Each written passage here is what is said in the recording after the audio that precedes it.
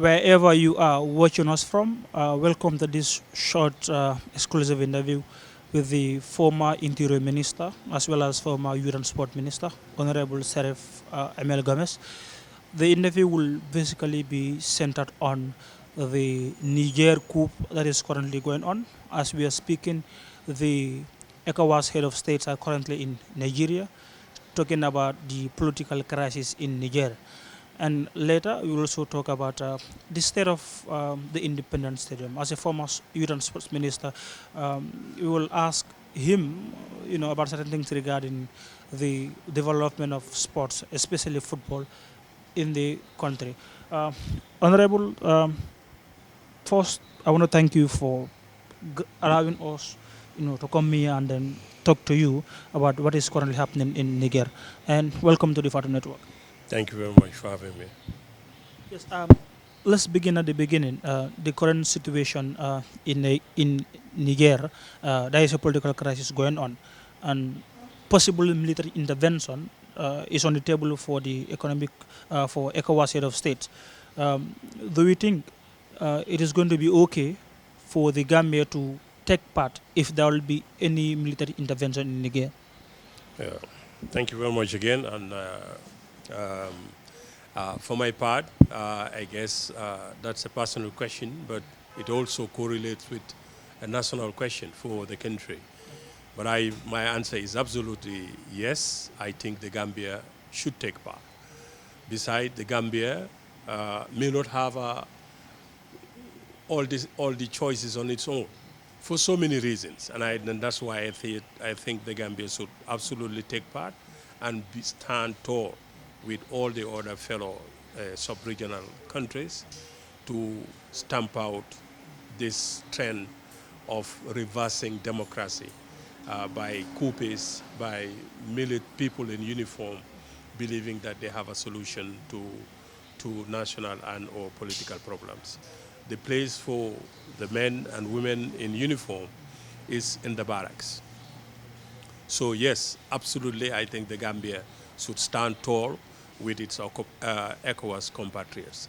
But like I said, there are very reasons for this. One, our absolute and unequivocal stance, and I'm referring to the country, the Gambia, that it doesn't tolerate military takeovers at all. I think that's number one reason. The second reason will be our regional obligations in the ECOWAS. We are a signatory to ECOWAS. We are a member state to ECOWAS. We are a sovereign member, meaning that when we sit at ECOWAS, we are equally counted as one seat equal to one seat that any other country has in the sub-region. So it is our responsibilities, it is our obligation to meet up what are our obligation in the sub-regional body. And that's why I think we should be counted among those who stand against this reversal of the democratic trends in the sub-region. The third reason why I believe absolutely we should stand tall against coups is that if you remember, currently ECOWAS or ECOMOG or ECOMIG is in the Gambia. Why? Because we call them and they intervene. This is the same situation that is happening in other countries. It was other countries' responsibilities and meeting their obligation. That was why they stood up when Gambia was in a crisis like this and stood up for Gambia. And I think that is another good reason why we should be part of this. Now, remember also, currently, it is a Gambian who is heading the presidency at ECOWAS. This also adds to the reasons why we don't have much room, if there is any room at all, for us to play otherwise. The fifth is that, if you remember, ECOMOG intervening now started right here in the Gambia in the 70s with the first president of the Republic of the Gambia, Sadauda, when he was chairman of ECOWAS. And there was a crisis in Liberia, and where all options were explored and they failed. Then the crisis started to escalate. People, civilians started to lose their lives in a big way, in a massive way. And that was why the then president, with his good leadership, called on all the ECOWAS companies and created ECOMOG. For the first time, the sub-regional body had an intervention force into another country. So these are reasons, I believe, why the Gambia must and cannot lose sight of the fact that it must stand tall with all other African and sub-regional heads of state. But of course, the question should be, what is the process that ECOWAS should put in place? I believe it should not be a situation where we find ourselves quickly giving out ultimatums that we may not be able to even honor. And I think these are some of the things that are causing all this type of problem, whether we should not.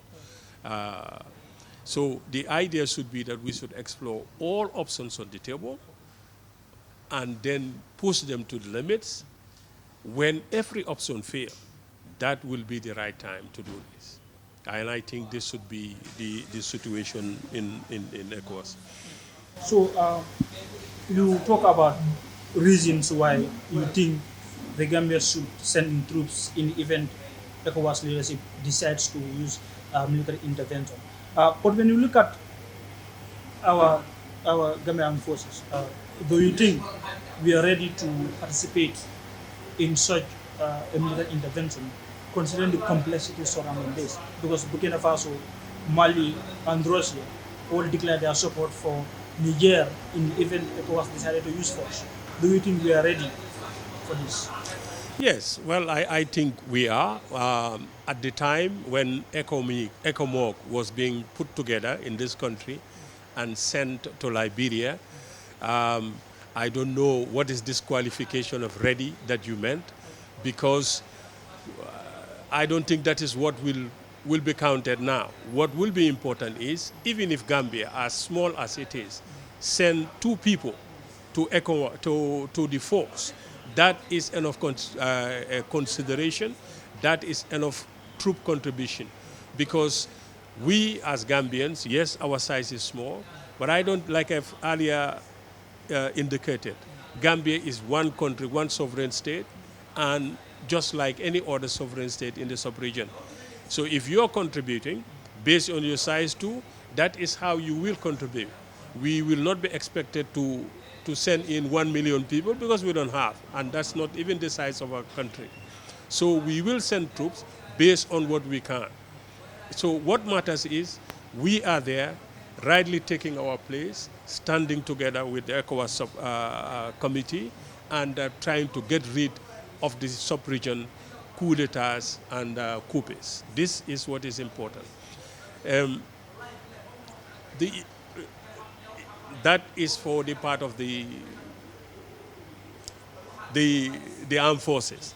Whether they are ready or not, that will be another matter. The size wouldn't matter. It is a sovereign state that is being invited to contribute troops.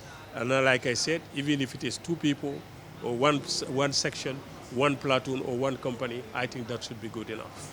Well, some people believe that this is ironical. Let's say in the event ECOWAS state decide to use military forces and President Aramburu decide to send in troops. Others are saying this is going to be ironical, looking at the fact that we still have foreign securities, in the country. What do you say to that? No, I can't say the irony. I can't say the irony because the very reason that we had a situation that warranted ECOWAS to deploy forces here tells you that the sub-region is still in that state of transition, in that state where we have a fledgling democracy. Is still not strong enough to withstand the push and pulls of military coups. So to me, I think that is more the reason, and I cited this in the beginning, that is more the reason why we as a country must participate in this, because we don't want a repetition of what had happened here to happen in any country. We should have learned, and I believe we have, and we will continue to learn our lessons of the past, of our past history. We don't want that to be exercised or to happen in any other country. And that is why Ecowas, having a force in the Gambia, reminding us what had happened and the reason why they are here, should be the very reason why we must be resolved and ready. When we are called to help another country, we also do the same. So I think we can. The fact that a force is here means that we may be able to have that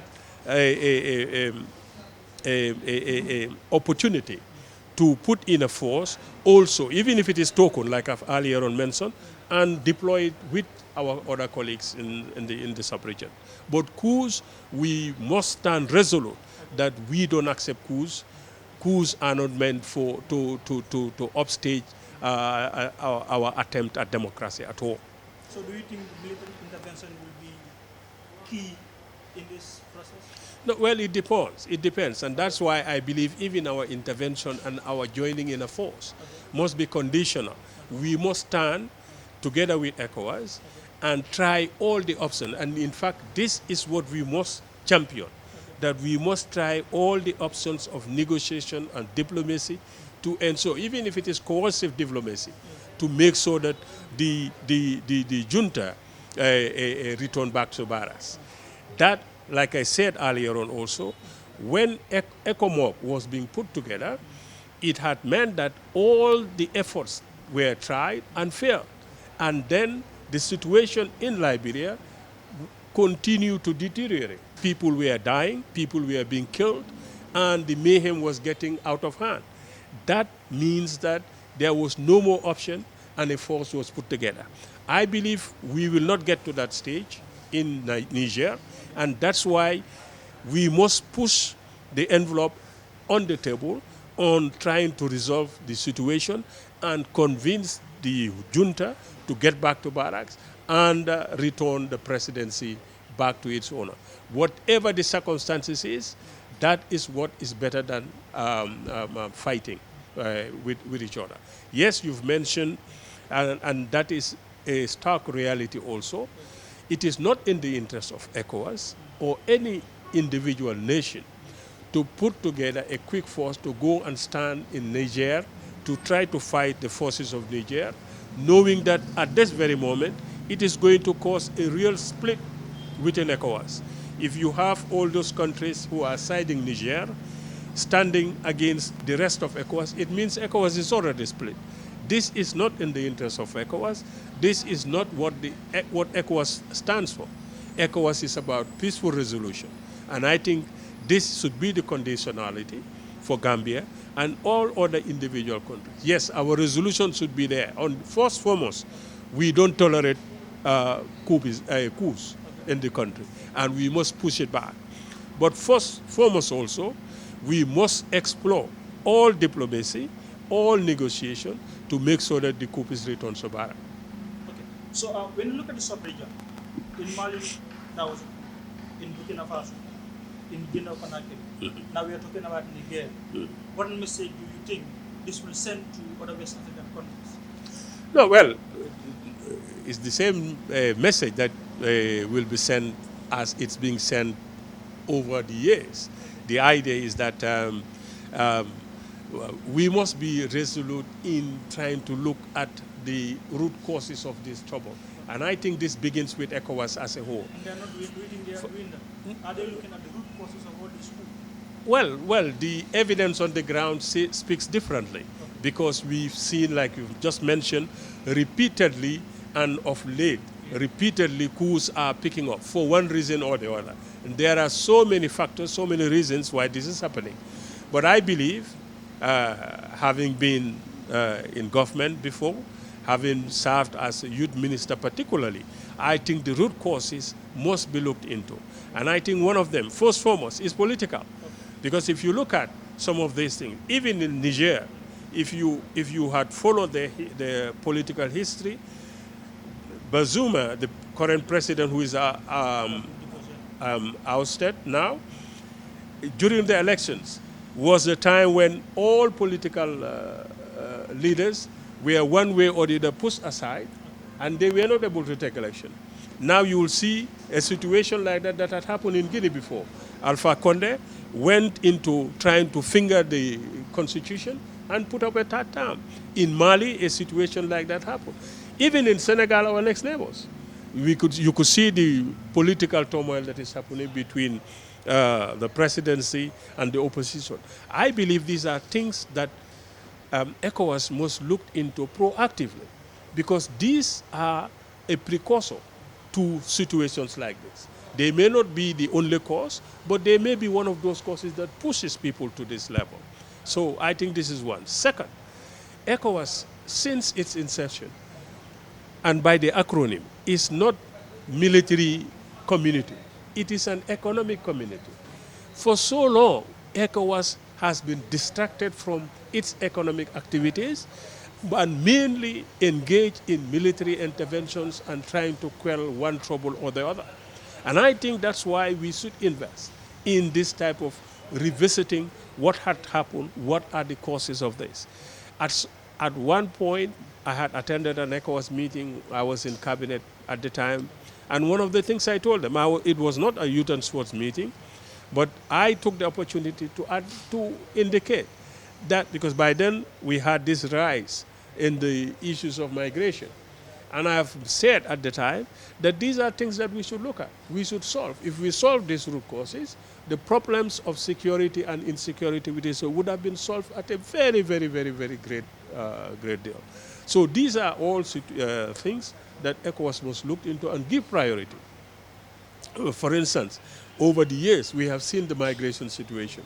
Young people are dying left, right, and center, into desperation, into poverty, into hopelessness.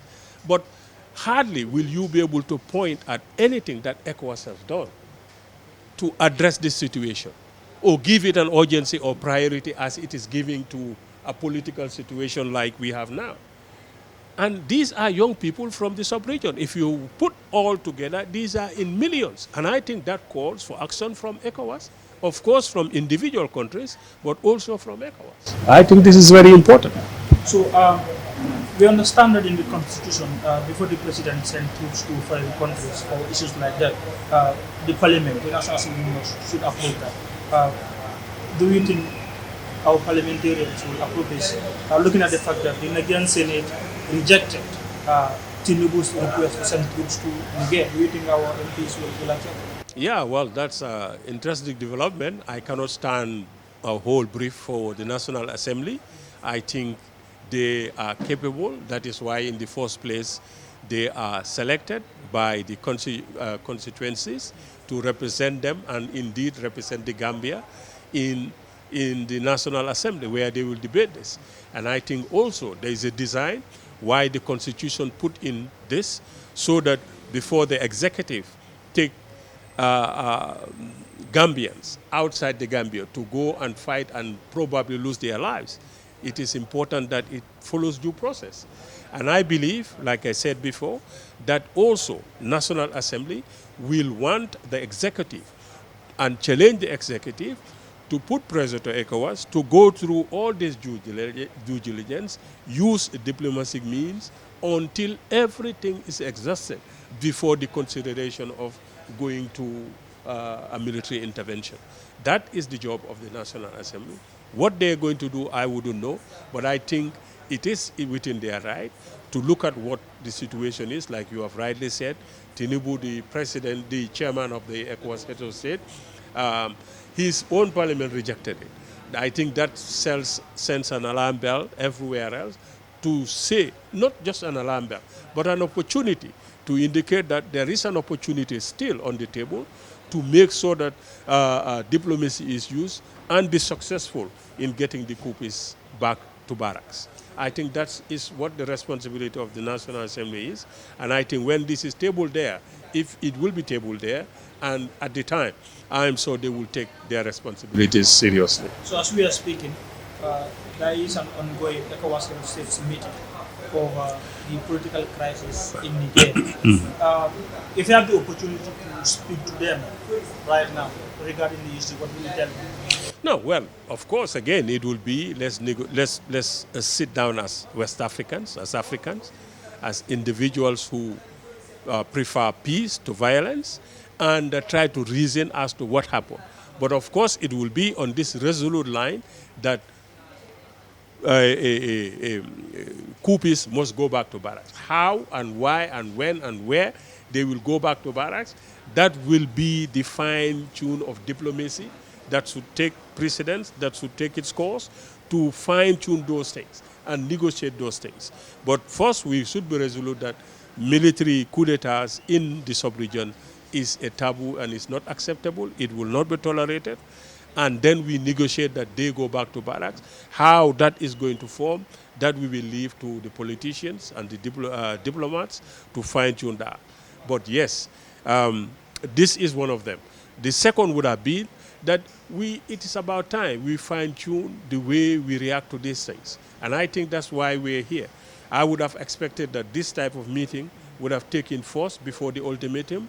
I would have also expected that heads of state, chief of defense forces would have met and then look at a plan as a plan B to diplomacy and coercive diplomacy to get the junta back to barracks. I think this would have helped. Now it looks like we are backpedaling because we've given an ultimatum for 7 days. It has long expired. It is almost heading to 14 days now, and nothing has happened. And if this may send a wrong signal to the junta, that, well, they are softening and they will backpedal and that.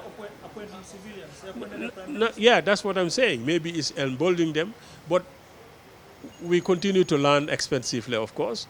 But I believe that it is still not late to get the juntas back diplomatically and by use of political force rather than military force. But Honorable Sarif Gomez, as a former interior minister, believe that if ECOWAS decide to use military intervention, President Adam Barrow should send troops to Niger. No, I don't think the president has a lot of other choices, like I have already cited. One, ECOMIC has given us that help before. Another country needs help, we have to. Second, like I said, we are an ECOWAS member state. We must take our obligation. We cannot run away from this thing. Third, we are resolute that we don't tolerate coup d'etats anymore. So we must be able to walk the talk also. So these are reasons that, few reasons, 3 out of the 5 that I've given, that compels us to even not consider not participating in it. We cannot.